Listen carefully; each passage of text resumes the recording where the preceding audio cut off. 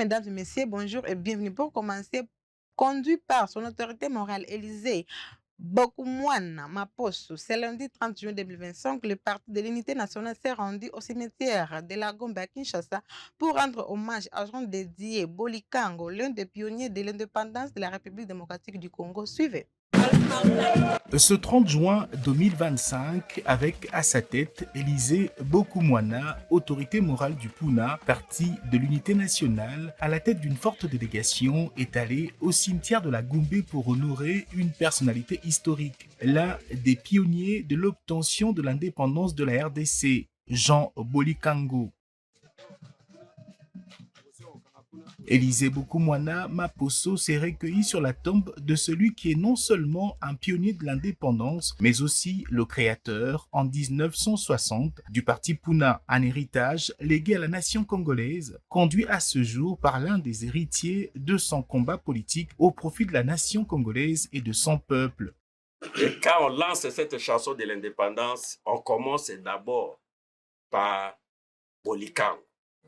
D'autres noms viennent après. Ça montre quoi?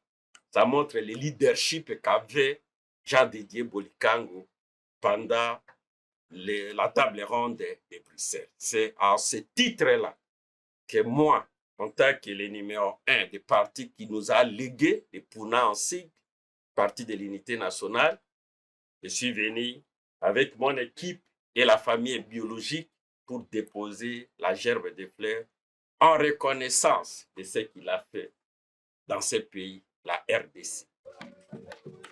La cérémonie a réuni au cimetière de la Gombe où repose le feu fondateur du parti plusieurs officiels, dont les honorables députés nationaux, membres du secrétariat général du parti, les membres du comité directeur et bureau politique. Cette commémoration s'est déroulée également en présence de la famille biologique du fondateur, insistant sur le rôle qu'a eu à jouer Jean-Didier Bolikango après le dépôt ce lundi 30 juin 2025 d'une gerbe de fleurs. Élysée Bokumwana est revenu sur la vraie histoire de la lutte pour l'indépendance, qui n'est pas le sacre d'une seule personne.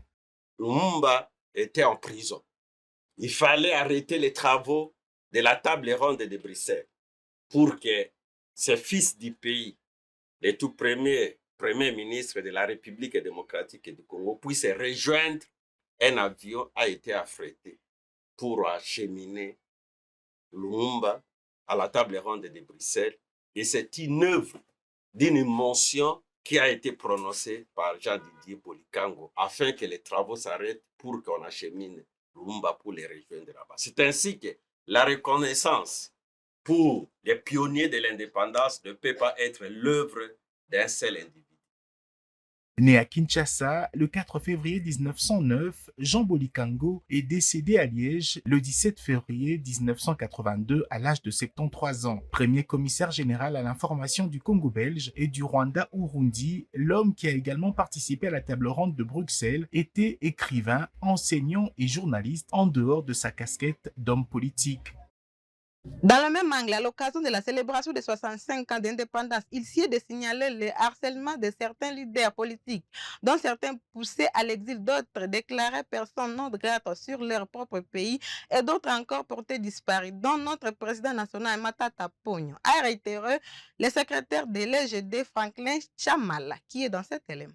Très chers compatriotes, le 30 juin est gravé dans notre mémoire collective comme le jour où le peuple congolais a accédé à son indépendance. Mais le 30 juin 1960 n'est pas simplement une date. C'est aussi et surtout un symbole, un aboutissement d'une lutte acharnée pour conquérir et arracher notre souveraineté. Cette lutte menée par nos pères de l'indépendance est une leçon, alors une grande leçon. Mieux, un héritage qu'ils nous ont légué, un état d'esprit indiquant que rien, alors plus rien ne peut être obtenu sans sacrifice. Très chers compatriotes, en ce moment solennel et au nom du président du regroupement politique LGD et alliés, l'honorable Matata Pogno Mapon, gérant un vibrant hommage à nos pères de l'indépendance, avec au premier plan Patrice Emery Lumumba et Joseph Kasavubu. Cet hommage revêt pour nous une signification toute particulière en ce moment où notre pays est engagé dans un processus de reconquête de sa véritable indépendance politique, économique et même démocratique. Je nous invite à nous incliner devant la mémoire de celles et de ceux qui ont consenti le sacrifice ultime pour la patrie, qui leur sera toujours et éternellement reconnaissant. Je nous invite à faire de même devant la mémoire de celles et de ceux qui continuent à périr par les armes à travers tout le pays, mais aussi devant la mémoire de celles et de ceux qui périssent à petit feu par les conditions de vie qui se dégradent de plus en plus du fait de la mauvaise gouvernance. Sans oublier celles et ceux qui périssent ou celles et ceux qui vivent en exil à cause de la justice injuste pratiquée dans notre pays 65 ans après l'accession de notre pays à sa souveraineté internationale. Très chers compatriotes, la commémoration de notre indépendance cette année est toute particulière, car, comme vous le savez, notre pays fait face à plusieurs défis majeurs, et cela sur tous les plans, politiques, socio-économiques et sécuritaires. Sur le plan politique, la mise en place des institutions issues des élections chaotiques de décembre 2023 a créé la méfiance et la fracture sociale, au lieu d'instaurer la confiance entre les gouvernants et le peuple. À cela s'ajoutent d'autres mots qui rongent la gouvernance de notre pays, à savoir le tribalisme, le népotisme, la confiscation. Alors la confiscation des ressources publiques à des fins partisanes et l'instrumentalisation de la justice, de l'armée, de la police nationale et des services de sécurité. Toujours dans ces actualités, la signature de l'accord de paix entre la RDC et le Rwanda le 27 juin dernier à Washington a été une étape salutaire pour le pays, dit l'Alliance pour la bonne gouvernance, parti politique de Jonathan Bialosu-Kawata. Suivez. Déclaration politique de l'Alliance pour la bonne gouvernance, ABG en sigle, à l'occasion de la signature de l'accord de paix entre la République démocratique du Congo et le Rwanda à Washington en date du 8 juin 2025. Après avoir suivi avec intérêt la signature de l'accord conclu entre la République démocratique du Congo, notre pays, et la République du Rwanda en date du 28 juin 2025 à Washington, sous l'égide des États-Unis d'Amérique, l'Alliance pour la bonne gouvernance, ABG en sigle, s'est réunie le 29 juin 2025 au siège du parti. À l'issue de cette réunion, le directoire national de l'ABG, parti cher à Jonathan Bialosu-Kawata, son autorité morale, déclare ce qui suit. 1. L'ABG soutient cet accord de paix afin que le peuple congolais, surtout nos compatriotes de la partie est du pays, tant meurtris par des guerres récurrentes, retrouve la quiétude nécessaire et la joie de vivre. 2. L'ABG félicite et encourage l'artisan de cette paix, à savoir son Excellence Félix Antoine Tshisekedi Tshilombo, président de la République et garant de la nation, pour sa grande diplomatie agissante, porteuse de fruits tant souhaités par le peuple. 3. L'Alliance pour la bonne gouvernance exhorte le peuple congolais, toutes tendances confondues, à soutenir notre commandant suprême, son Excellence Félix Antoine Tshisekedi Tshilombo et son gouvernement dans toutes les actions et démarches tendant à préserver l'unité nationale, la cohésion pour le salut de tout le peuple congolais. À cet effet, la jeunesse de l'Alliance pour la bonne gouvernance organise en date du 5 juillet prochain une grande marche de soutien au chef de l'État, président de la République, et à notre gouvernement pour que la République démocratique du Congo recouvre totalement la paix et son intégrité territoriale, ainsi que le bonheur auquel le peuple a droit. Fait à Kinshasa le 29 juin 2025. Pour le directoire national de l'ABG, son secrétaire général, honorable Aimé Patience Mangiadi Bifoulou, je vous remercie.